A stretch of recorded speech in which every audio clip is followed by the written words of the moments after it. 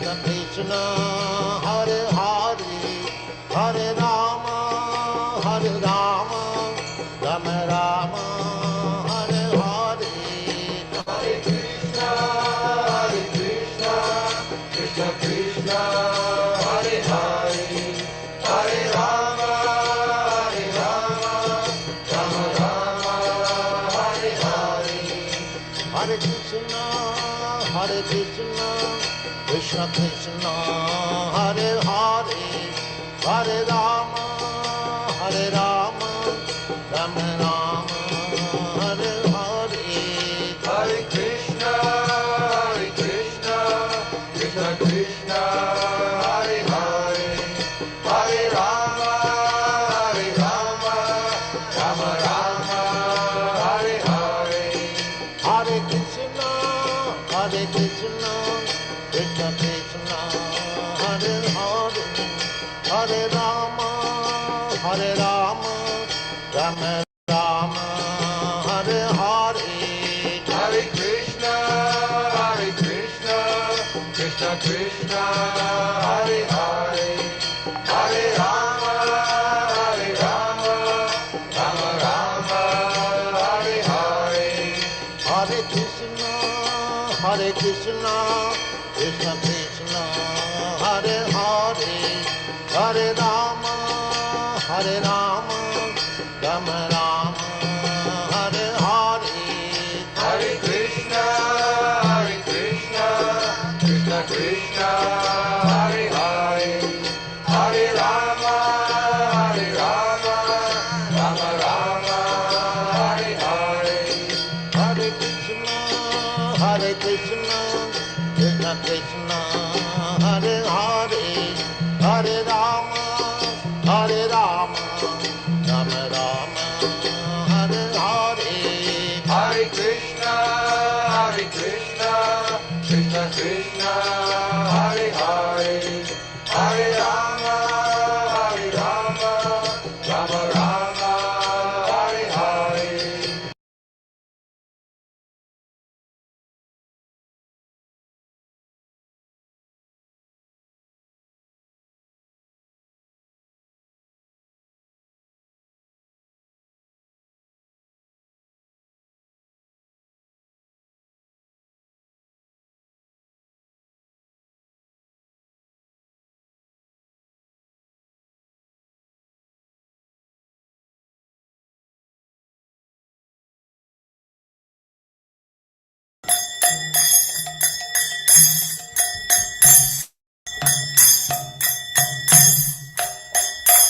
Jaya Radha Madhava Punya Bihari, Jaya Radha Madhava Punya Bihari.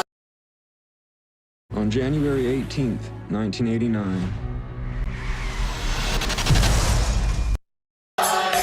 Jaya Radha Madhava Punya Bihari, Jaya Radha Madhava Punya Bihari, Gopi Jana Vallabha Girivaradhari, Gopi Jana Vallabha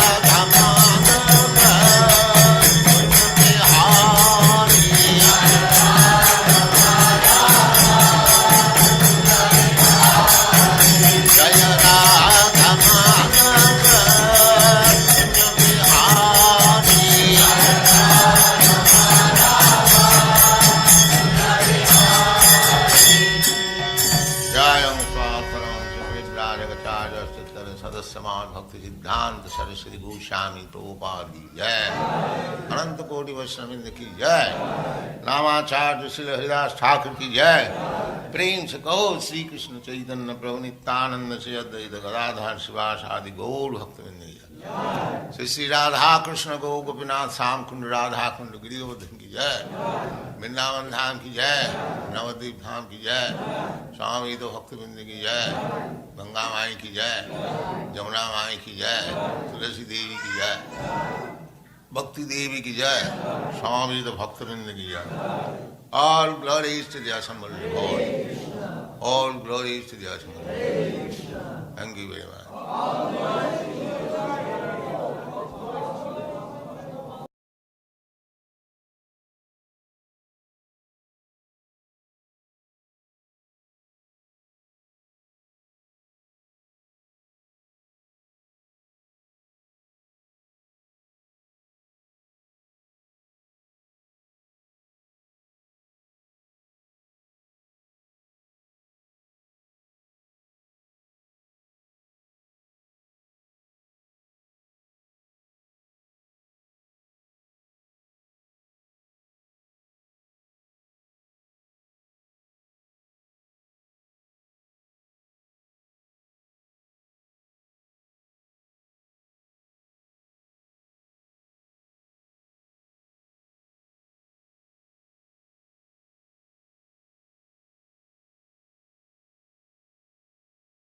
Shri Chaitanya मनोभिपितं येन भूतले स्वयं रूपः कदा मह्यं ददाति स्वपदान्तिकं।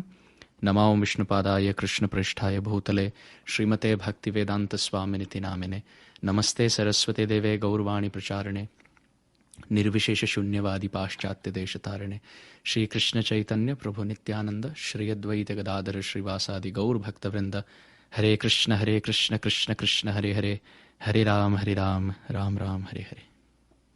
There's a very beautiful verse in the scriptures about who is that person who can be classified as being sinful. Kechit vadanti dhanahina jana jaganyaha. The word jaganya means sinful. So who is actually sinful is the question. Kechit vadanti. Some people, some worldly minded materialistic people, they say, Kechit vadanti dhanahina jana jaganyaha. Those who are poverty stricken, they are actually sinful. Some people opine like that. What do the others say? Some say that those who are bereft of wealth, they are the ones who are sinful from past, because of which a karmic cycle is bringing them to that situation. And this is just the opinion of some class of men. While the other class of men, they say, Kechit vadanti gunahina jana jaganyaha. Those who are without a proper character, they are actually sinful in life. Because they have been sinful in the past, they have been born with these bad samskars or impressions from past life, because of which they don't have the right mindset or the right outlook, and they don't have the right transcendental qualities. So some opine and some give their viewpoint that those who are without wealth, they are actually poverty-stricken, or they are ultimately sinful.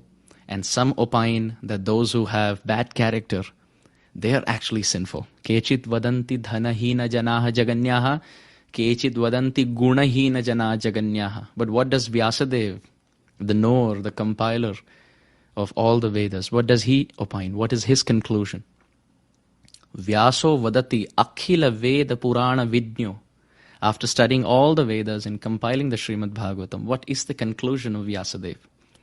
Narayana smarana hina jana jaganyaha. That those who are actually bereft of constant remembrance of Sri Hare, Krishna, Narayana, Sri Ramachandra, they are actually sinful. The greatest loss that we can incur to ourselves is not loss of wealth. It's not loss of health. It's not loss of any material possession. It is the loss of time. The time that has been given to us to remember Krishna and make spiritual advancement by focusing our mind on his lotus feet. That time is being snatched away and we are wasting it by thinking of other things. That mentality, that proclivity, that inclination is actually sinful, says Vyasadeva. Very beautiful verse. Kechit vadanti dhanahina jana jaganyaha. Kechit vadanti gunahina jana jaganyaha. Vyaso vadatyakhila veda purana vidnyo. Narayana smarana hina jana jaganya. Those who are bereft of remembering the Supreme Lord, they are actually sinful. They are actually incurring sin. Because by not remembering the Supreme Lord, we are remembering something else which is materialistic, and that binds us in the cycle of birth and death. So opportunities like this, festivals outside, and at the same time, congregations, even if it's virtual meetings like this, it gives us a chance to speak, to sing, to read, to hear together, and help each other come out of the sinful tendency of remembering other things, and puts us back on track in our ultimate pursuit of remembering Krishna constantly. So I really want to thank such initiatives, whether it's our Sunday Feast program, whether it's our festival class programs, whether it's our midweek program. All these opportunities of Hari Katha, Hari Kirtan and Seva, they actually keep us in tune to welcoming Krishna with the right mindset by remembering his pastimes, remembering and chanting his holy name, singing his Vaishnav bhajans, associating with the devotees, and in all ways possible, shielding our consciousness from the constant, non-stop, atrocious arrows of the material energy. So in today's discussion, we want to speak about the most important spiritual virtue. But before we get there, we have to understand the context of the most important spiritual virtue that Krishna is going to teach us. So Krishna lived in Brindavan, which is, I'm sure we all know about Brindavan. It's a rural hamlet, a settlement of simple-hearted Brajvasis. It's almost like a dairy farm with a lot of cows, and simple-hearted, sober-minded, pure, loving associates of Krishna. And Krishna lived there for about 10 years and 7 months. He was enjoying the love that he was being bathed with by the residents of Brindavan to such an extent that he almost forgot what was happening outside Brindavan. Yada yada hi dharmasya glanir-bhavati bharata abhyutanam adharmasya tadatmanam shrajamyaham paritranaya sadhunam vinashaya cha dushkritam dharma samsthapanarthaya sambhavami yuge yuge. In the Bhagavad Gita, Sri Krishna has said that I come millennium after millennium to protect the devotees, destroy the demons, and re-establish religious principles. So one of the many reasons why Krishna came was to kill Kamsa, to liberate Devaki, Vasudeva, and so many other captives, so many others who were imprisoned by Kamsa. And also to establish dharma by speaking Bhagavad Gita, to help the whole world. These were out of many, many reasons. This is definitely one of the prominent ones why Krishna appeared 5,000 years ago. But after coming in Brindavan and tasting the sweet, loving, selfless, spontaneous mood of affection, Krishna completely forgot the frame of reference of his complete incarnation. Now, this could be a confusing point. How can God forget? Our acharyas describe Krishna works in two modes. He works under two categories. Just like in this material world, there are three modes. There's working of sattva, rajas, and tamas, or goodness, passion, and ignorance. Similarly, Krishna also works under two modes. One is called as sarvatnyaha. That's the mode where he's the all-knowing Lord. He doesn't forget anything. He knows everything. He remembers everything. Vedaham samatitani varatamanani charjuna bhutani cha bhavishyani mam tu vedana kaschana. Krishna has said in the Gita, I know the past, present, and future of every living being. So that's the mode of being the sarvajna, the omniscient Lord. But at the same time, Krishna switches with another mode that is called as mugdha. And mugdha means innocent, sweet form of the Lord, where he's completely, his intelligence, his all-knowing potency is eclipsed by the clouds of loving association, of loving pastimes, of the cows and the calves and the gopas and the gopis and Maya, Yashoda and Nanda Baba and Balaram and Yamuna and Giriraj, the trees of Brindavan, the flowers of Brindavan, the dust of Brindavan, everything about Brindavan is like such a wonderful, love-filled, affectionate cloud which covers the sun of his all-knowing potency. Therefore, he works under the mukta feature. So Krishna in Brindavan is mukta. He doesn't know what's going to happen next because that keeps the excitement of his pastimes going. Now imagine if Krishna knows everything. He knows what's going to happen next. Then why would he even wrestle his friends? Because he knows that I'm going to do this and he's going to do this and finally I'm going to win. But Yoga Maya, Vrinda Devi, Purnamasi Devi, they almost mask and eclipse his all-knowing potency. So Krishna can, in a very sweet, loving way, with excitement, with enthusiasm and eagerness, perform every aspect of his pastime, without knowing what's going to happen. So Krishna in Brindavan is so cowed by the sweet, loving moods of his associates that he almost forgot about Kamsa and Devaki and Vasudeva and Mathura. So it so happened that Kamsa Maharaj was constantly thinking of Krishna. It wasn't out of affection and devotion, but it was out of fear. And nonetheless, the Srimad Bhagavatam describes kamad, dveshad, bhayat, krodat, yatha bhaktishware manaha.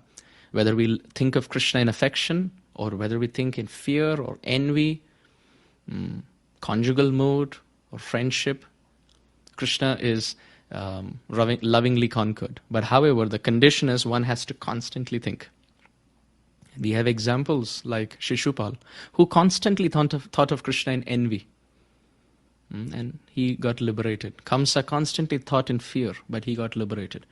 So one can get liberation, but one cannot get eternal service at the lotus feet of Krishna with that kind of mindset. You will definitely be free from all problems and we will be delivered from this material world.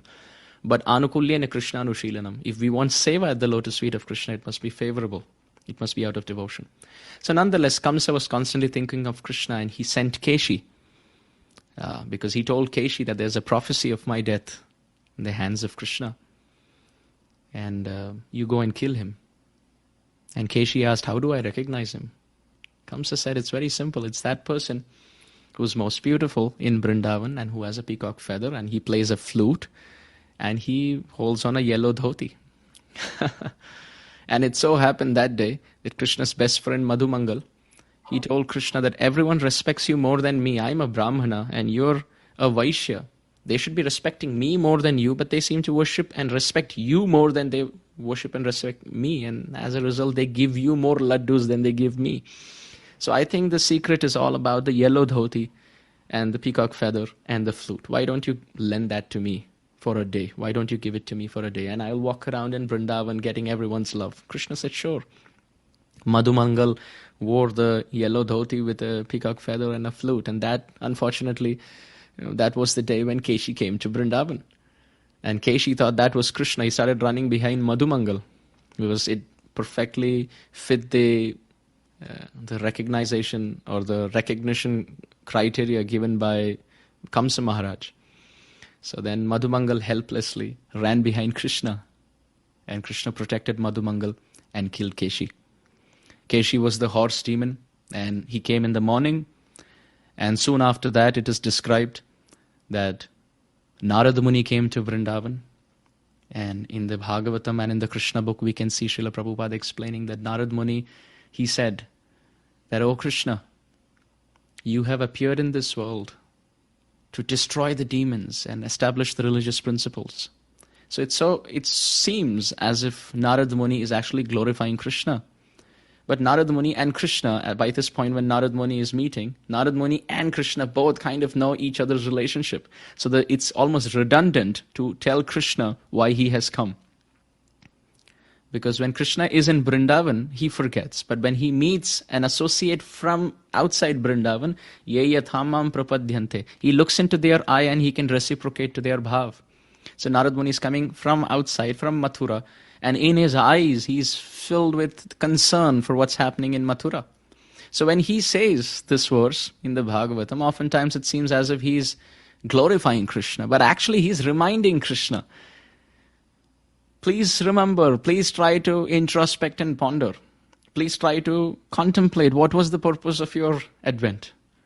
You have come to reduce the burden of Mother Earth. Jayatu Jayatu Devo Devaki Nandanoyam. You are the son of Devaki. Jayatu Jayatu Krishna Vrishni Vamsha Pradipaha. You are the lamp of the Vrishni clan. Jayatu Jayatu Megha Shyamala Komalango. Oh, you have the complexion of a freshly formed monsoon cloud and very soft texture of the skin. Jayatu Jayatu Prithvi Bharanasho Mukundaha. You have appeared to reduce the burden of Mother Earth. So it seems as if it's glorification. But it's actually reminding Krishna that step out of Brindavan. Mathura really needs you.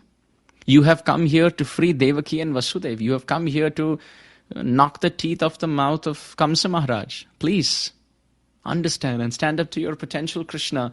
Stealing butter and playing the flute, in the forests of Brindavan. That's one part of your pastime, but it's over. Now you have to step on to the next part. And when Krishna looked into the eyes of Narada Muni, Krishna had tears because he could see the concern of Narada Muni. And Krishna remembered his parents in Mathura, how he had seen them during Advent. Although Krishna's eternal parents are Yashoda and Nanda Maharaj, they are not Devaki and Vasudeva. But Devaki and Vasudeva, they had performed tapasya and desired Krishna's presence in their life over lifetimes. And surely enough, Krishna, out of the kindness of his heart, appeared to them in the prison house, but very quickly transferred himself to Vrindavan. So nonetheless, by the prayers of Narada Muni, Krishna got reminded of his duty outside Vrindavan. And he decided, yes, I will go. Although it's heartbreaking, but I will go to fulfill the desires of Narada Muni and everyone in Mathura who's praying for him. What if you could make a full-time living online, getting paid for your advice? You might not know this, but there is a for my presence. In the morning, Keshi came, in the afternoon, Narada Muni, and in that evening, Akrura arrived in Vrindavan. Because Narada Muni was thinking, although Krishna has given me his word, he's going to go back associating with his Brajvasi friends and Brajvasi associates, and then they will have the last say in Krishna's decision making. So let me send another one. So he sent Akrura through Mathura. And Akrura came in the evening in his chariot. He arrived in Brindavan. Akrura tried to convince Krishna, but by then Krishna had associated so much with the Brajbasis, he was not ready to go. But then Akrura told Balaram, don't you want to go and see your parents? Because we have to understand that Balaram is the son of Rohini Devi and Vasudeva Maharaj.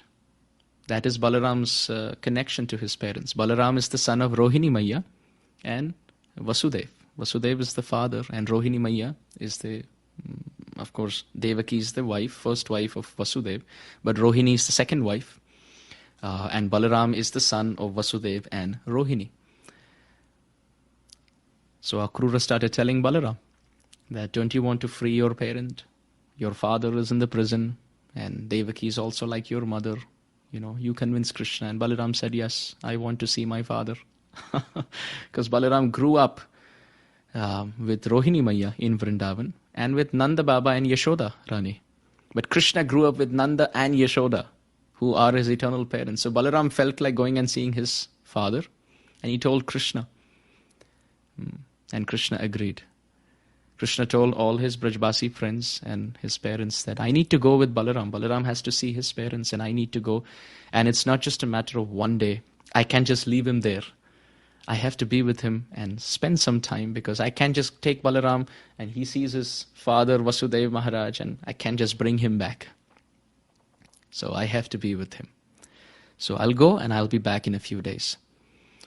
Now the description of Krishna and Balaram leaving Brindavan and going to Mathura through Akrura is quite painful, so I will not get into those details. But surely enough, all the friends also came. They packed up their bullock carts and they came to Mathura. And in a few days, Krishna sent all of them back. Said, I will be there, don't worry. Now, as far as Mathura is concerned, everyone in Mathura is convinced that Krishna is the son of Devaki and not the son of Yashoda, including Akrura. Now, Akrura is convinced that Krishna appeared to Devaki and Vasudeva, and that it's just a temporary time-being residence in this village of Brindavan, and now Akrura is doing his duty of reconnecting Krishna back to his parents. So nothing wrong from his side. He's not wrong. Those in Mathura are convinced that Krishna belongs to Devaki and Vasudeva. Why? Because in the Rangashala, in the wrestling arena, Krishna dragged Kamsa Maharaj and slammed him to death. Mercilessly fought Chanur and Mushtik, and Kamsa was beaten up to death by Krishna in the presence of everyone. And at that time, everyone in Mathura remembered the aerial voice that they had heard many, many years ago, 11 years ago. Or in fact, even, this was 11 and plus 8, so 20 years ago. Because Krishna lived 11 years. He was about 11 years when he came to Mathura. And Krishna is the 8th child, so there were miscarriages even before that. And there was one miscarriage and there was killing of 6 babies. So a few years ago, the Mathura Vasis had heard the aerial voice during the wedding of Devaki and Vasudeva, that the 8th son of Devaki will be the cause of death for Kamsa Maharaj. Now when they saw Kamsa being killed by Krishna, everyone was convinced, putting that aerial voice and the present situation together, that Krishna certainly is the son of Devaki. And he is not a Gopa, he is a Kshatriya. It so happened that he was there in the Vaishya Gopa clan in Brindavan, but he is actually a Kshatriya. He is the son of Devaki and Vasudeva. So everyone in Mathura is convinced, including Akrura. And now it so happened that after Kamsa Maharaj was killed, King Kamsa was killed, Devaki and Vasudeva were released, and they were so happy to see Krishna and Balaram.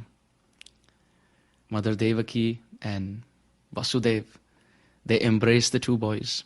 Vasudeva Maharaj was remembering how Krishna was such a small child in the prison house when he actually took Krishna in the middle of the night across the Yamuna. And Devaki Rani was remembering all the circumstances where the kids were killed and how Krishna appeared in the middle of the night. And Devaki was so stressed that what's going to happen to him, how Kamsa is going to react. Now she's seeing her 2 children. But however, things didn't go good for Krishna. In the Shastra, there are specific age criteria for different castes as far as the thread ceremony is concerned. There's no thread ceremony for the Shudras as far as the Vedic path is concerned. When we talk about devotees and Vaishnavas, well, that's a different discussion altogether. But we are talking just with respect to the bodily consideration of Brahmana, Kshatriya, Vaishya and Shudra on the basis of the Vedas. So the Brahmin thread is offered, or the sacred thread is offered to the Brahmanas, to the Kshatriyas and the Vaishyas. To the Brahmanas, it's at the age of 8. To Kshatriyas, at the age of 10. And to the Vaishyas, the Gopas, it's at the age of 12. So Krishna till now was convinced that he is a Gopa. He belongs to Nanda, and he belongs to Yashoda, and he belongs to Brindavan. This is what he was convinced about. And therefore, naturally, his age of the thread ceremony was 12. And Krishna was thinking, when I turn 12 in Brindavan, I will have a thread ceremony done, and my Nanda Baba will do all the services and all the ritualistic performances, including the fire sacrifice, under Bhagori Rishi, who is the Rishi for Nanda Maharaj, Yashodarani and the whole family in Brindavan. While for Vasudev, Devaki and everyone in Mathura, it's Gargacharya. So if you know, Gargacharya from Mathura had come to Brindavan to name Krishna. Where however, with these numbers of the age criteria of 8, 10 and 12, the interesting twist in the tale is Krishna comes to Mathura and Vasudeva Maharaj tells Krishna, "Oh Krishna, you are actually a Kshatriya. You're my son. You're supposed to be the king in the future. You're not the son of Nanda Maharaj. You're actually my son. Oh Krishna, I was the one who took you across the Yamuna. And now you have come across the Yamuna yourself to your eternal parents. That's us." And everyone believes that, everyone knows that. Devaki and Vasudev, they saw Krishna appear in the prison house, so they know. It doesn't go good with Krishna's heart because it's almost it's a change of future. It's the change of a future goal. It's complete cut off from your previous past. Because Vasudeva Maharaj tells Krishna that you're actually a Kshatriya. Your stay in Vrindavan and your association with Nanda and Yashoda was only temporary. You actually belong to us.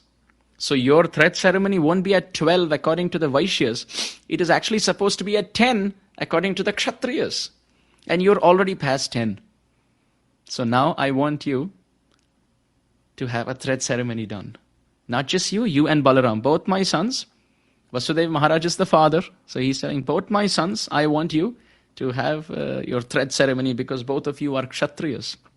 And both of you are past 10 years old now. So because you were in Brindavan, there probably it was 12 for you, but you're not a Gopa, you're actually a Kshatriya. So I want you to have a thread ceremony done and then you can go to Gurukul and learn under great sages. So now Balaram is okay because Vasudeva is actually his father and the rites are to be done by the father, and also it's better to have one because at least the father is there. Devaki is not the mother, Rohini is the mother. Rohini is in Brindavan. But Balaram is feeling, well, the father represents the mother. But Krishna in his heart is thinking, for me, Vasudeva is not my father, nor is Devaki my mother. Nanda and Yashoda are actually my parents. And how can I have a thread ceremony done in Mathura without my parents? So Krishna is thinking like this. And Vasudeva Maharaj, he arranged for initiation, the Brahmin initiation, the thread ceremony sacrifice, the sacred thread offering for Krishna and Balaram. But then Gargacharya said, both mother and father must be present for both the boys. So Vasudeva Maharaj is thinking, for Krishna, both are present, which is Devaki and Vasudeva. But for Balaram, only the father is present. Mother Rohini is in Brindavan. While the situation is exact opposite. Krishna's parents are not there. Nanda and Yashoda are in Brindavan. But Vasudeva Maharaj is thinking, yes, Krishna's father is me, Krishna's mother is Devaki, so we are here. But as far as Balaram is concerned, I am the father, the mother is in Brindavan. So I can get my wife, the second wife, Rohini. Gargacharya says both parents, mother and father, must be there. So what does Vasudev do? Vasudev Maharaj writes a letter to Nanda Baba. And it's read out by Nanda Maharaj's younger brothers, saying that I have decided that our sons will have a Brahmin thread ceremony or sacred thread ceremony according to the Vaishya tradition, according to the Kshatriya tradition, because now they are in Mathura.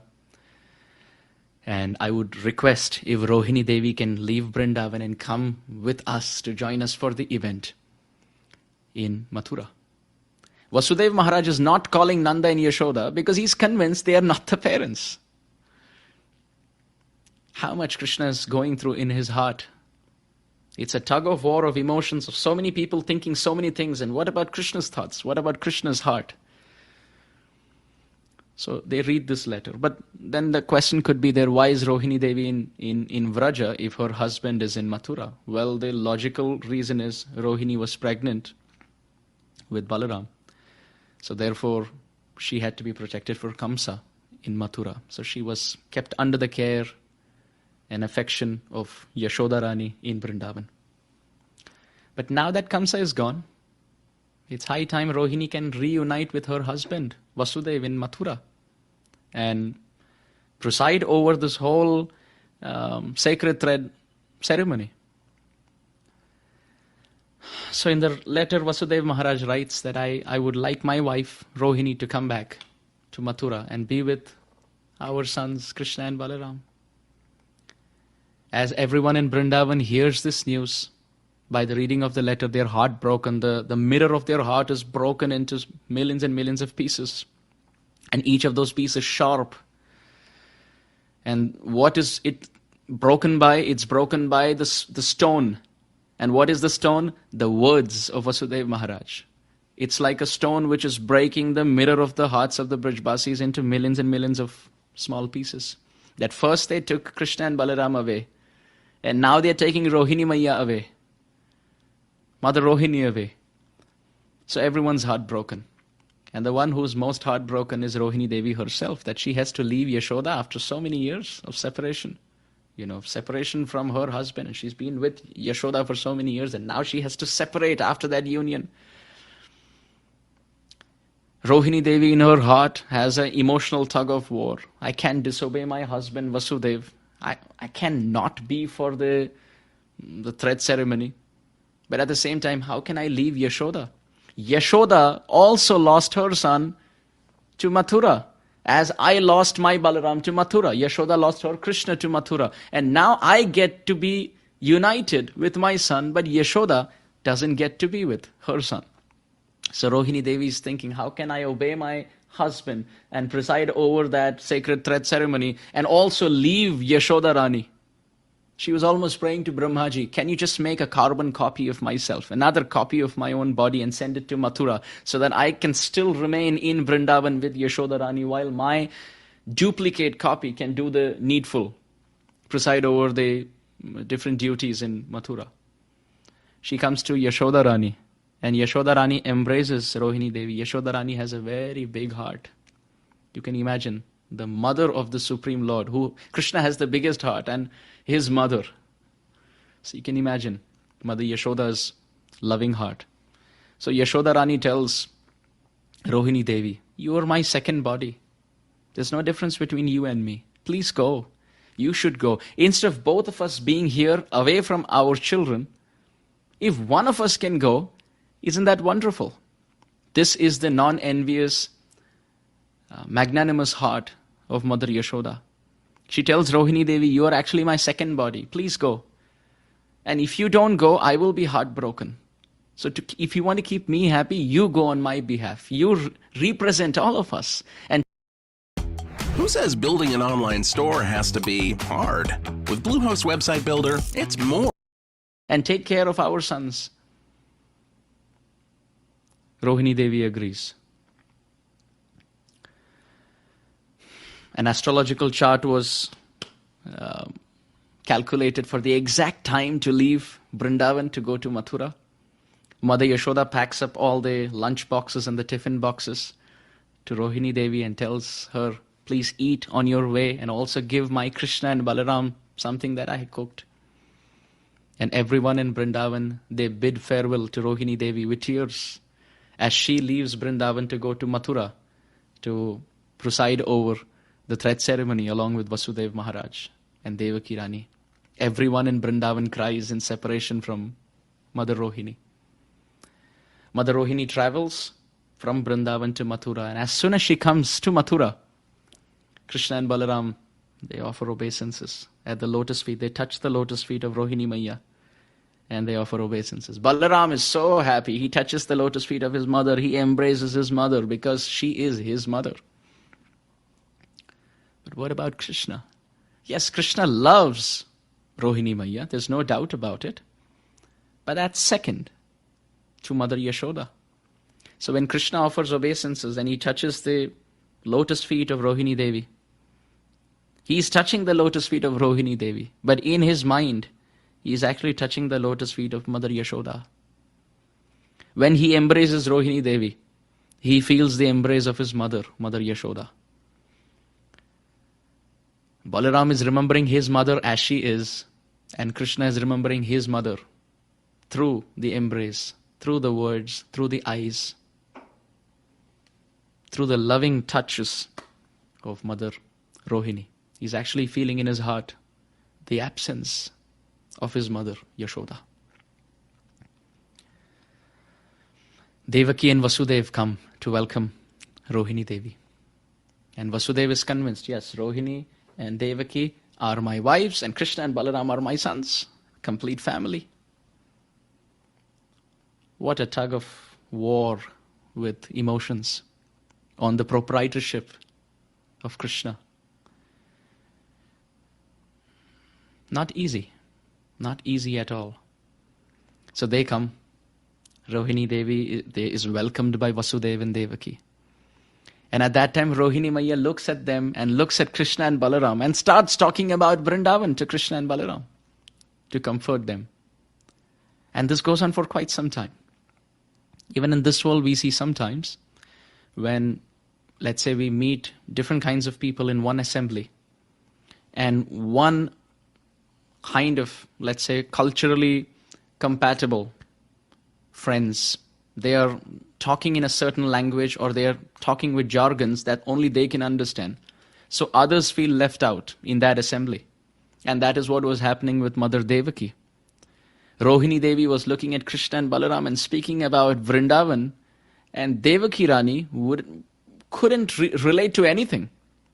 She couldn't relate to butter, and she couldn't relate to walking barefoot, and she couldn't relate to playing a bamboo flute, and she couldn't relate to climbing on trees and eating fruits and tucking your flute to the waist and jumping into a water pond.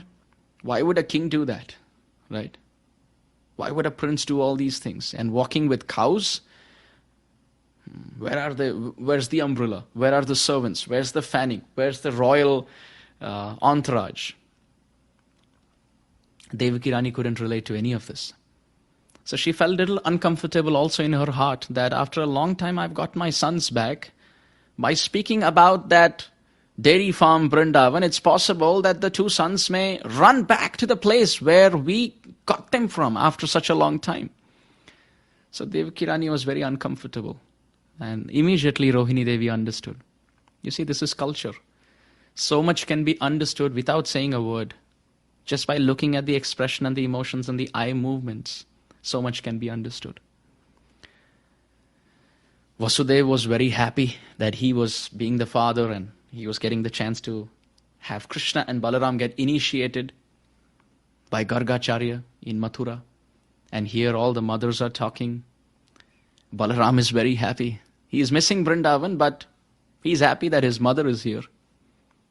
But our Krishna is left alone. Krishna left his parents, he left his home just to be with Balaram. Just so that Balaram can be with his father, Krishna was ready to leave his father.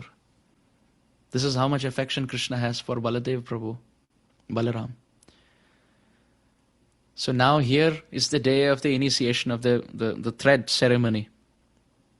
And Krishna is sitting there. Balaram is sitting there. And Krishna is starting to realize, and it's almost starting to dawn in the horizon of his heart. What's actually happening? It's not just accepting a thread. It's not just starting new education, fresh education. It's being without one's parents and complete change of identity. That's not your home anymore. This is your new home. That's not your caste anymore. This is your new caste. Those are not your family. This is your family. And Nanda and Yashoda are not your parents. Devaki and Vasudeva are. It's total cutting off his past, taking him away from his past and cutting off his past connection with Brindavan and changing everything. Practically, that thread is going to change everything. He can't be a Gopa anymore. He has to be a Kshatriya and a king and follow Vasudeva Maharaj's path of being a king.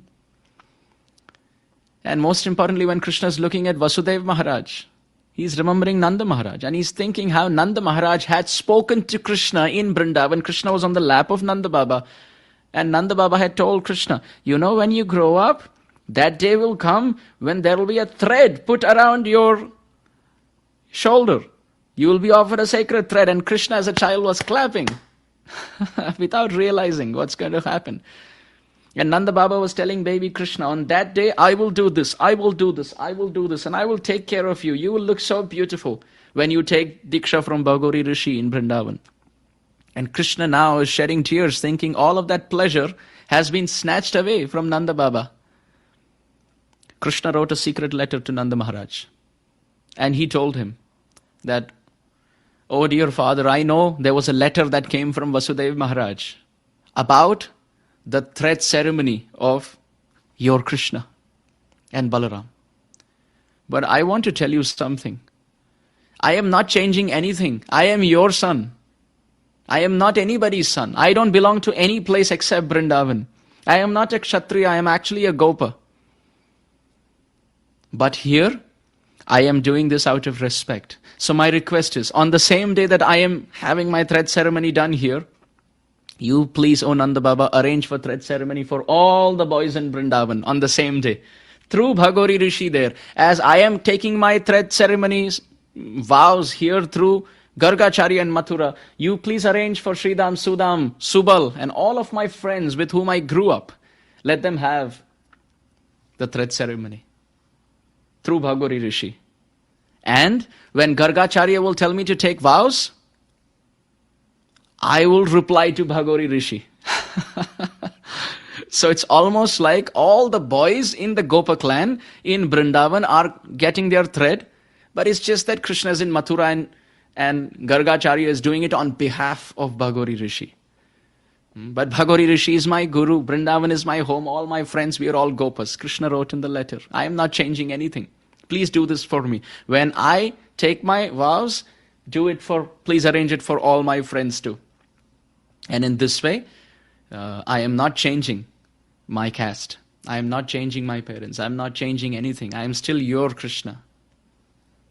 And he wrote this letter. And as the time came, Krishna shaved up. Krishna and Balaram shaved up to get their thread. And Gargacharya gave their staff, their renunciation brahmacharya staff, the danda. And Balaram's danda was straight. But due to some reason, Krishna's danda was a little crooked. Everything about Krishna is transcendently twisted. Whether it's loving glancing, whether it's Krishna's form, whether it's Krishna's words, he says something, but there are layers and layers and facets of meanings hidden in those words. And same goes with his danda. And after the whole sacrifice was done, as Gargacharya was doing the fire sacrifice and telling Krishna, offer it into the fire, the oblation, the ahuti. He was offering, thinking that he's doing it in Brindavan in front of Bhagori Rishi.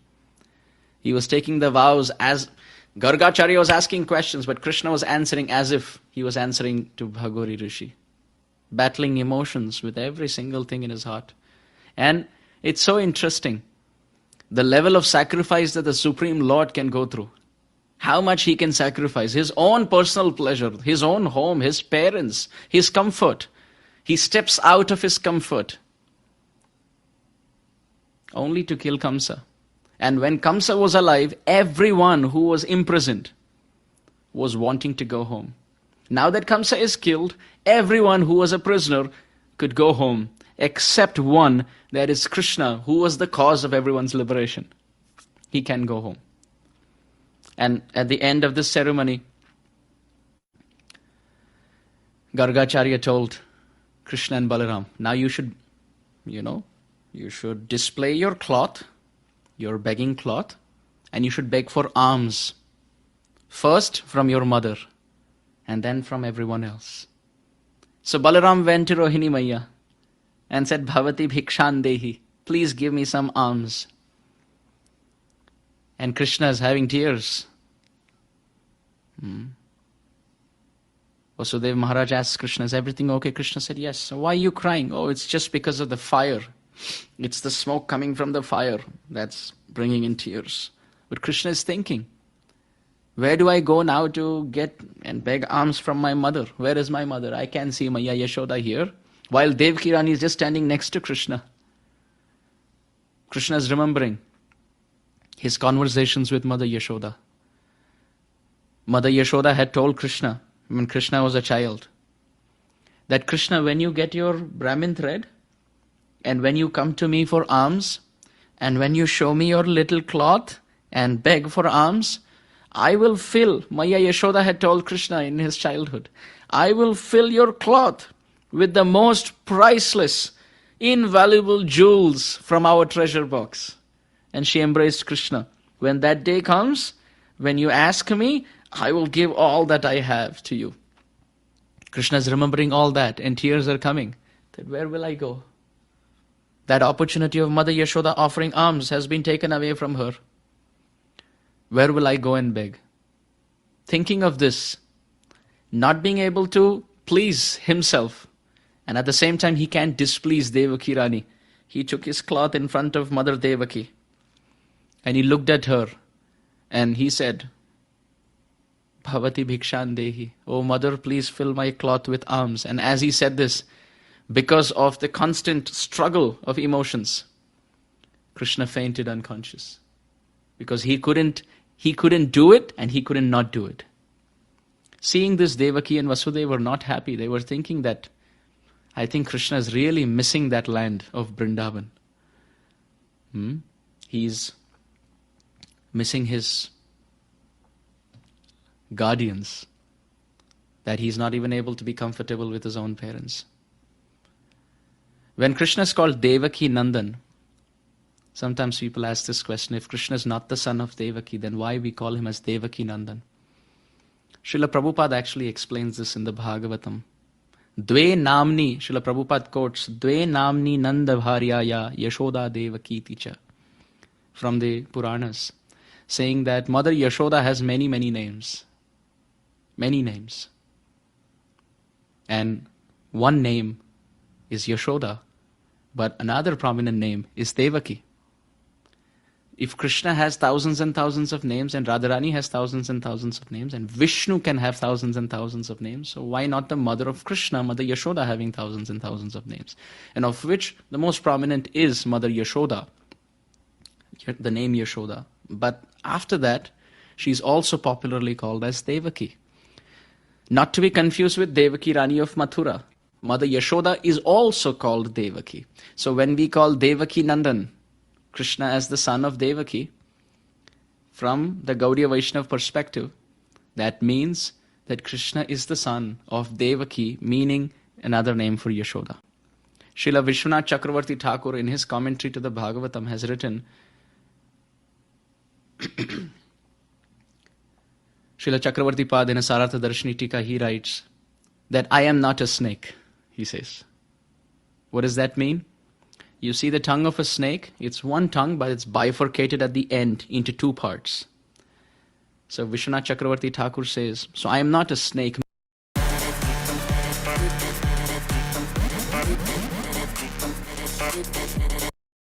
Meaning, I can't share that one Krishna with two mothers. For me, the mother is Yashoda, says Chakravarti Pad. And even in Gopal Champu, we can see Jiva Goswami making a clear distinction about it. His Holiness Shivaram Swami Maharaja has also written about it in his book Damodar Janani. Very beautiful sections to read at our own leisure time.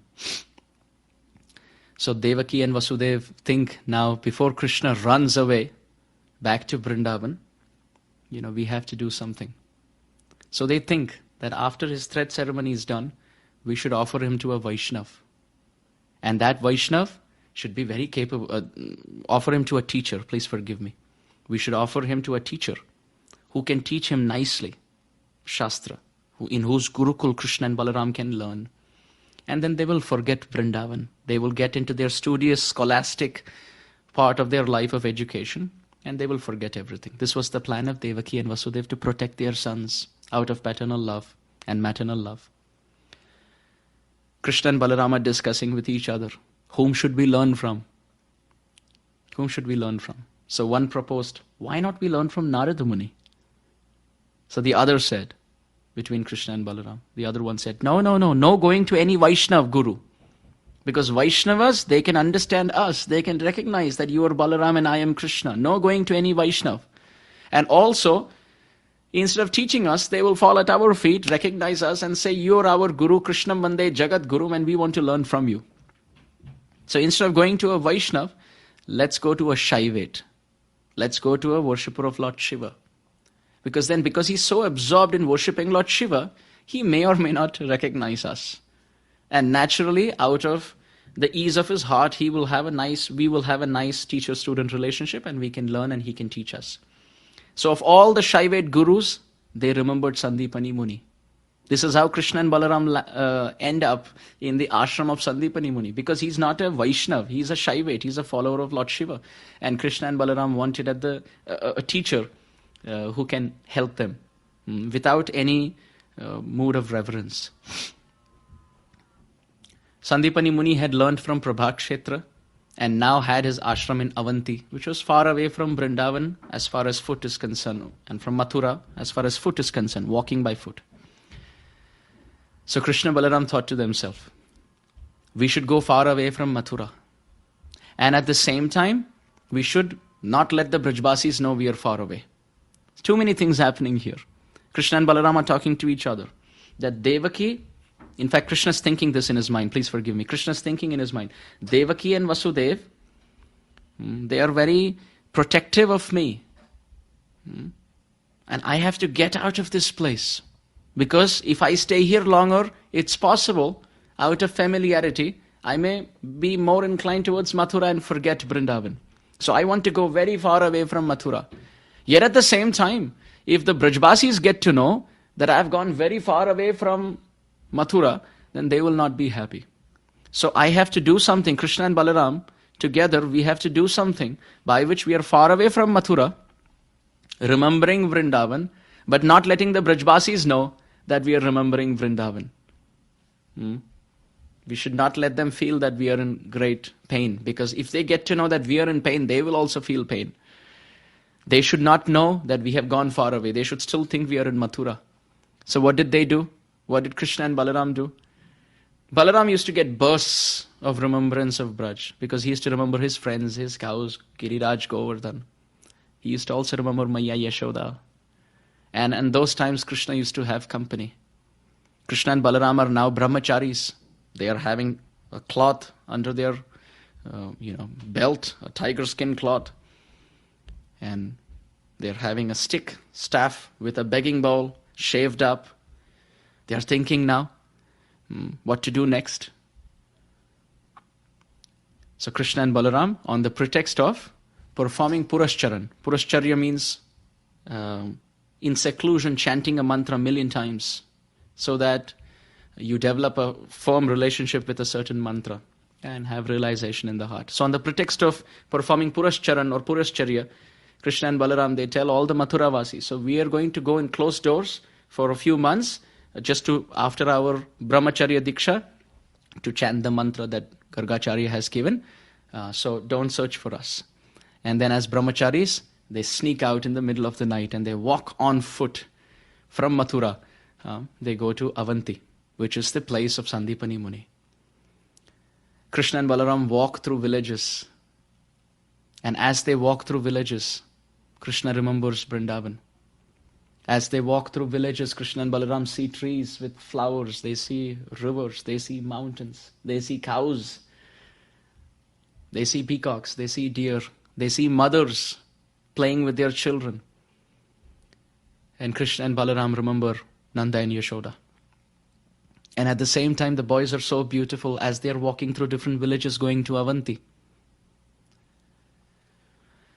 Some girls also see them. And they say that, oh, these two brahmacharis are so beautiful.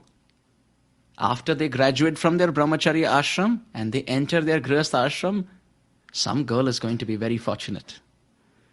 And Krishna closes his ears, saying, I had heard all of these things from the lips of Srimati Radharani. Now I can't hear it from anyone. I am a brahmachari. Krishna can't take it from anyone. And by foot, Krishna and Balaram walk through different villages, which all remind them of Brindavan, away from Mathura to Avanti. And they finally reach the ashram of Sandipani Muni. Sandipani Muni is sitting on an asan, surrounded by many, many students. And none of the students get up, because they realize that we are Brahmanas, and they seem to be Kshatriyas. Their bodies are well built, they are Kshatriyas. So the Brahmana boys, out of pride, they think we don't have to stand up and welcome them. They seem to be newly initiated. We are initiated for quite some time. And we are Brahmanas. They are Kshatriyas. We don't have to stand for them. So the students don't stand. But Krishna and Balaram are dressed so beautifully, amazing beauty. They are walking with firewood in their hand, offering it to Sandipani Muni. Sandipani Muni is looking at both of them, and he is wonderstruck with the effulgence and beauty of these two boys. Shastra says, Tad Vijnanartham sa gurumeva abhigachet samitpani shrotriyam brahmanishtham. That when we offer and when we approach a spiritual master, we should offer firewood from our hand at his lotus feet. Or at least we should carry firewood in our hand. Samitpani. Pani means hand and Shamit means firewood. Because firewood is used for, yajnas and bonfires by the Guru. So we have to take something that's useful for the Guru. In the present generation, that firewood, that Shamit Pani could represent paper, because that's a transformation of wood, which means we should take a notebook with us when we go to see our Guru in our hand, to take down notes of whatever he speaks. And when they go, they offer the firewood at the lotus feet of Sandipani Muni, and in a prayerful mood, Krishna and Balaram offer obeisances. Oh Master, O source of all transcendental knowledge, please save us from the firing, blazing forest fire of this material world. We are drowning in the ocean of suffering. Please save us. Krishna and Balaram are teaching, this is the way we approach Sri Guru.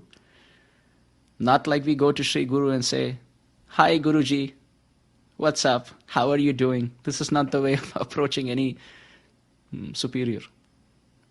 Sandipani Muni immediately accepts Krishna and Balaram and tells them, seems like both of you have very good culture.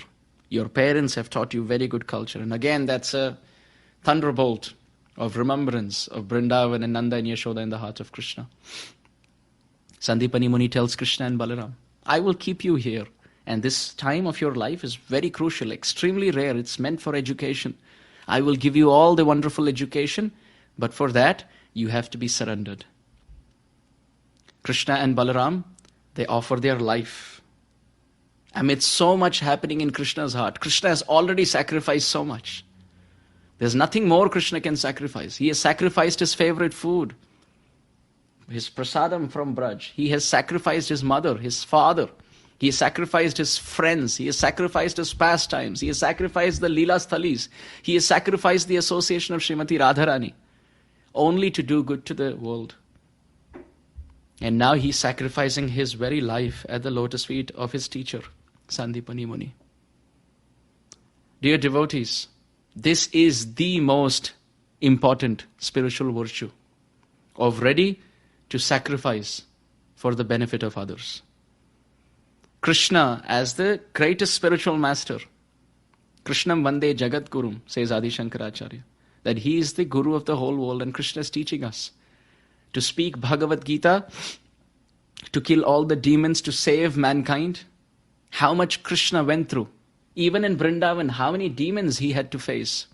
Even outside, jumping from 88,000 miles from a mountain top which was set on fire, fighting Jarasandha 17 times in Mathura, Dwarka pastimes, so many demons, sacrificing everything just for the pleasure of others. This is the most important quality. Nothing pleases Krishna more than someone coming out of their comfort zone and sacrificing their time, their energy, their voice, their ability for the betterment of others. Krishna in the Gurukul, he sacrificed his life at the lotus feet of Sandipani Muni. Everybody would sleep comfortably, all the students, but Krishna and Balaram, remembering Brindavan during the cold nights in the Gurukul, hugging each other, they would be chattering with no cloth over them, just embracing each other, the warmth of each other's embrace, just to serve their Guru. And all night talking about Brindavan. And for Krishna, even when he went off to sleep, in the dream, he used to see Srimati Radharani and the gopis, and he's playing the flute. And when his eyes would bring him back to reality, Krishna would give a sigh of grief that, was I actually in Brindavan and mysteriously got now outside? Or am I actually here and was mysteriously transferred and transported to Brindavan? Krishna performed so much Guru Seva there. So much happening in his life, but he was still sacrificing. He continued. His god brothers, the other students of Sandipani Muni, would collect so many wood and firewood and so many other alms, and Krishna would carry all of that. Krishna and Balaram would carry on their shoulder, carrying wood, begging alms. Krishna and Balaram would go from one house to another begging. And the grihasthas just looking at the fair complexion, dark complexion lords, they would offer everything. They would open their door and just give out everything. And they were the best students of Sandipani Muni. One time Sandipani Muni's wife, Guru Mata, asked, who are your favorites? And Sandipani Muni said, these two Kshatriya boys. Mata said, but I have never seen them serve. And Sandipani Muni said, they serve, but they hide and serve. They don't serve in public. Not in an ostentatious way, to show everyone how much we are doing. They wouldn't do anything directly in the ashram. But whenever needed, they were there outside doing the real stuff. Guru Mata once realized that it's about to rain and we don't have enough wood. So who will go? And many boys refused that, oh Guru Mata, by the time we walk it's going to rain and everything's going to be drenched and it's not going to set fire. But Krishna and Balaram, without any excuse, soaking wet, they went. Always there. Firewood amidst a storm, all night long, soaking wet, chattering teeth in the middle of the forest. Sandipani Muni is saying, where are the two boys? Guru Mata said, actually, it's my mistake. I sent them, but I don't know where they are. I think they are in the forest. Sandipani Muni went next morning and he found Krishna and Balaram soaking wet with all the fire, the wood with them. And as they came back, all the boys laughed. We told you this is what's going to happen. But Krishna and Balaram did not use their mind in an analytical way to cancel out the possibilities of service. Although everyone was laughing, Sandipani Muni and Guru Mata felt so happy. They blessed Krishna and Balaram. Sandipani Muni touched his hand on the head of Krishna and said, I bless you, may all spiritual knowledge come to you. And all his life, Krishna, in his performance of his pastimes, he always said, even in his conversation to Rukmini later, that all auspiciousness in my life has come just by the blessings of my teacher. And this is so true. Whatever we get in our life is actually the kripa of great souls. And this is why Krishna tells Sudama also later in the Bhagavatam, Naham ijja prajatibhyam tapaso pashamanena va tushyeyam sarvabhutatma guru shushrusaya yatha. That I am not so pleased with the performance of brahmachari duties, grihastha duties, vanaprastha duties, or sannyas duties, or brahmana duties, kshatriya duties, vaishya duties, or shudra duties, as much as I am pleased by someone who can do guru seva and serve everyone in a Krishna conscious way by personally sacrificing their self-interest. Krishna has said this. And Sridhar Swami writes this in the commentary to that verse, that self-sacrifice in the matter of service to Sri Guru and the Vaishnavas, this is the backbone of all spiritual success. And we can see this not just for the day of Janmashtami, we can see this the day after Janmashtami is the appearance day of Srila Prabhupada. And we see this in the life of Srila Prabhupada also. Srila Prabhupada exemplified, absolutely exemplified as an Acharya, the spirit of getting out of his own comfort zone and sacrificing for the whole world. Srila Prabhupada was so comfortable at Radha Damodar temple at Seva Kunj as a sannyasi. It's like a dream plan that everyone's looking for. When I retire, I will be in, I will be in Brindavan. Srila Prabhupada was there, but he gave it up. Completely gave up everything. Sat on a cargo ship with 2 heart attacks, came into the Western world with no money, no manpower, no contacts, nothing. And the single most spiritual virtue of self-sacrifice, taught by Krishna on Janmashtami, is continued by Prabhupada on Nandotsav the next day, teaching all of us that our lives are meant to perfect for the self and for others. Janma sarthaka kari kara para upakar. We should be like candles, ready to offer service, constantly giving the light of the flame of our life, even if that means we have to melt ourselves. This material world, if you see, everyone is about taking from others for the self. What I lack, may I fill it through others' pocket. But amidst that, you see great souls like Srila Prabhupada and Krishna himself leading in this whole narration, sacrificing everything of the self just for doing good to others. Rupa Goswami, Sanatan Goswami, living under trees with a kopin cloth, loin cloth, living off madhukari, begging prasad from others, eating once a day, sleeping 2 hours a day, and all day and night writing books that we are all benefiting from today. And on the other hand, a materialistic man, for his clothing, he is murdering animals, slaughtering animals. For his eating, he is slaughtering animals. For his car seat, leather seat, he is slaughtering animals. So others must die, others must suffer for my benefit. And here, Vaishnava Acharyas are ready to self-sacrifice themselves for others. Haridas Thakur is being ready to be whipped and still telling everyone, please chant the holy name. So this is the most important spiritual virtue of self-sacrifice.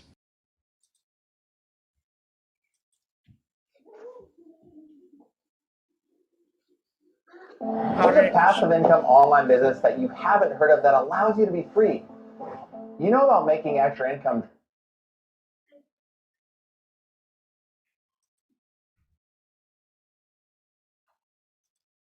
Hare Krishna. So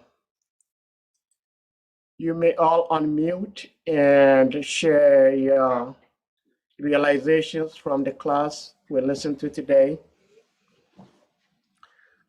This is Amarendra Prabhu. He's a disciple of His Holiness Radha Govinda Das Maharaj. I'm sure, if not all of you, but most of you have listened to his lectures here and there. He's a very wonderful, amazing, humble devotee. And I'm sure that you might have something to share from the lectures you heard. If so, you are free to do that. So everyone can unmute and share their realizations from the class. Hare Krishna.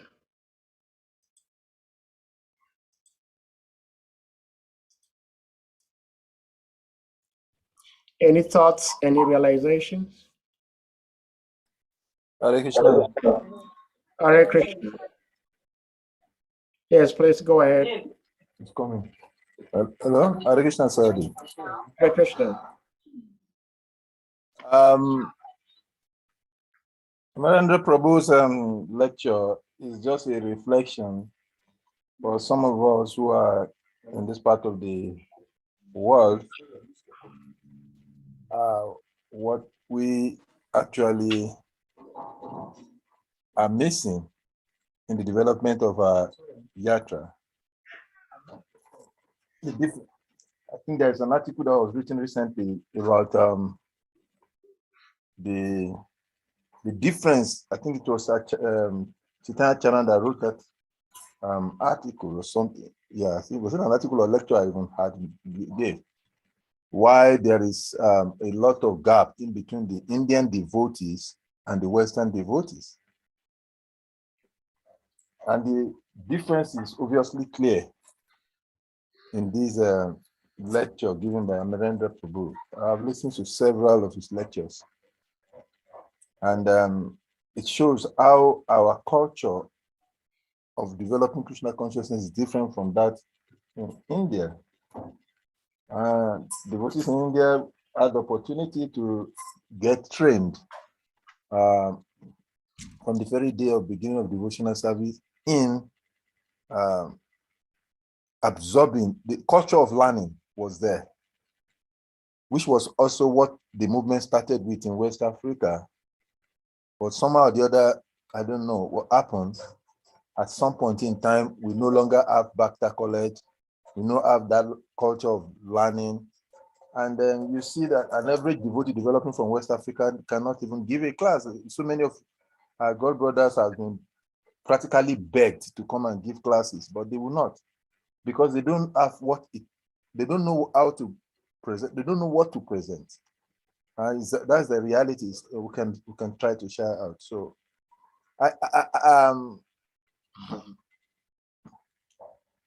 let me not go over and over and over again over this, because we are online, and I think this kind of reflection on this kind of a lecture shouldn't be put on YouTube. Actually, I was going to also tell you that henceforward, maybe it's my suggestion anyway, that if we don't have the original speaker online, we're playing any of the guru or devotee from outside lecture, we can remove it on YouTube so that we can have a reflection freely. Because the lecture is put on YouTube with the inscription that Kishore Mataji is giving lecture, but it's Narendra Prabhu that is giving the lecture. Yeah. So I think maybe probably next going forward, maybe we can think about that, so that if the speaker is not available, we can disconnect from the YouTube so that we don't create miscommunication. Confusion, yeah. That's a very good suggestion. That's a very good suggestion worth considering. But thank you for your reflections and appreciation from the class.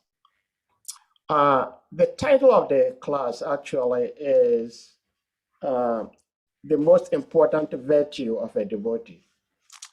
And the most important virtue of a devotee is one sacrificing his comforts for the satisfaction and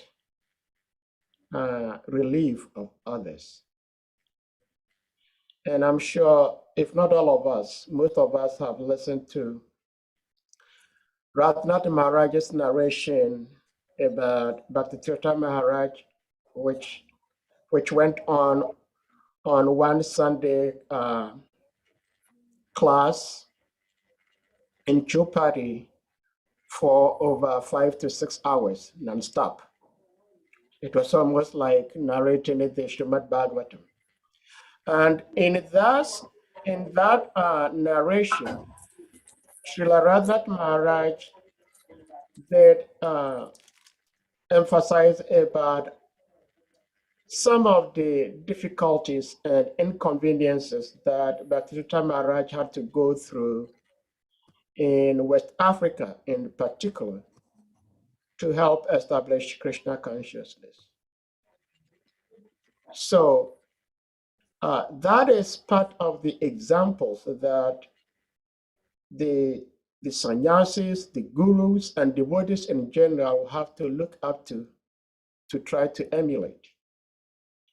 because being a sannyasi, being a guru, means preaching. Preaching is the essence of this movement. Srila Prabhupada gave us a motto of this movement, and the preaching is the essence. So how much are we willing to travel to places and reach out to people who otherwise may not be reached to help them have this special jewel? So that is a question for all of us to try to answer. Happy to see you here, Miss. Sorry, Madam Travinda. Please, you may unmute and then go ahead. We want to hear from you. Travinda Devi, please unmute. Hi, Bill. Oh, yes, we can hear you. Thank you. Thank you so much. Please accept my humble obeisances. All Kishore Prabhupada, words good David. I'd like to, if I might, humbly offer a small correction. Please do. And that would be that the essence of our movement is love, and that preaching is the action of sharing that love. In the instance of sending it out, giving it to others so they might have an opportunity to also experience what true love is, which is bhakti. And regarding virtues regard behavior, showing high moral standards, goodness, righteousness, and all of these things are aspects that we can share in our preaching or sharing this love of bhakti. Hare Krishna. Hare Krishna, thank you for sharing, which is very beautiful and so true, because without love, how on earth will one actually sacrifice his own comforts just for the pleasure of others? It's only out of love. So you're absolutely right about that. And thank you for sharing, Mitravind. Anyone else?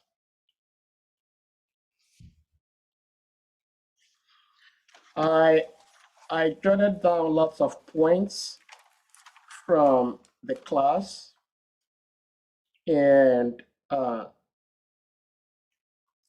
some important points. It says, we as conditioned beings, we as living entities, we usually operate under three modes of material nature: the modes of goodness, passion, and ignorance. And Krishna also operates under two modes, which is Sarvajnan and then Mukta. So in the Sarvajnan of Krishna, he is the all-knowing Krishna.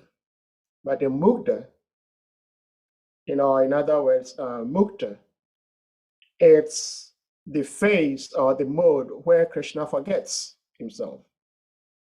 And that is what Krishna prefers the most, which he usually assumes in his pastimes in Vrindavan. He forgets who he is. But in other locations and pastimes, he's a Sarvajan. He knows everything. And again, he also talked about how Narada Muni, when Narada Muni was approaching Krishna from Mathura to Vrindavan, Narada Muni was coming from Mathura to Vrindavan to meet Krishna. So, to lots of devotees, it will appear as if Narada Muni was glorifying Krishna. But in actuality, he wasn't glorifying him. He was reminding him that, hey, you had the Supreme Personality of Godhead. But he had forgotten because he was in Vrindavan. Please, Mitravinda Devi, you may go ahead.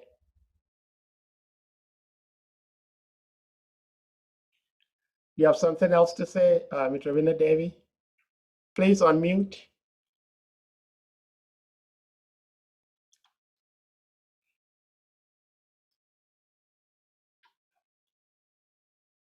Hare Krishna. All right, so I may go ahead to share some reflections. I jotted it down. I also took notice of how Krishna, according to the residents of Mathura, they considered Krishna as the son of Devaki and Vasudeva. But the residents of Brindavan, they considered Krishna as the son of Nanda Baba and Yashoda, which was kind of confusing. And we could also tell how Krishna was inconveniently allowing the sacred thread ceremony to take place in Mathura instead of Brindavan, which to me was also very interesting. So what I deduced or gathered from this class is how much love we have in our hearts to make ourselves available to others and help others come out of the difficult situations. That is what I gathered. And most importantly, how much our gurus today are ready to sacrifice their lives just as much as Srila Prabhupada did. In his very advanced age, traveled to an unknown zone. He didn't know anybody, he didn't have any money, but for the love of giving Krishna consciousness to malachas like me, he sacrificed, came to the West, and spread Krishna consciousness all over the world. What are we learning from such action, such service, to also try to reach out to others? It's always easier said than done, but the more we try to remind ourselves and each other, and the more we come together like this to have each other's association, it is most likely that we will be able to put our words into action and help others. Hare Krishna. So at this point, if nobody has anything else to share, we're going to ask the devotees to unmute, and then we chant Big Hare Krishna to each and every one for being here today. And we're going to meet again tomorrow. Jai, Hare Krishna, Hare Krishna, Hare Krishna, Krishna Krishna, Hare Hare, Hare Rama, Hare Rama, Rama Rama, Hare Hare. Jai, all glories to Srila Prabhupada ki Jai. Jai. All glories to America Haribo. ki Jai. Ki Hare Jai. Hare Krishna.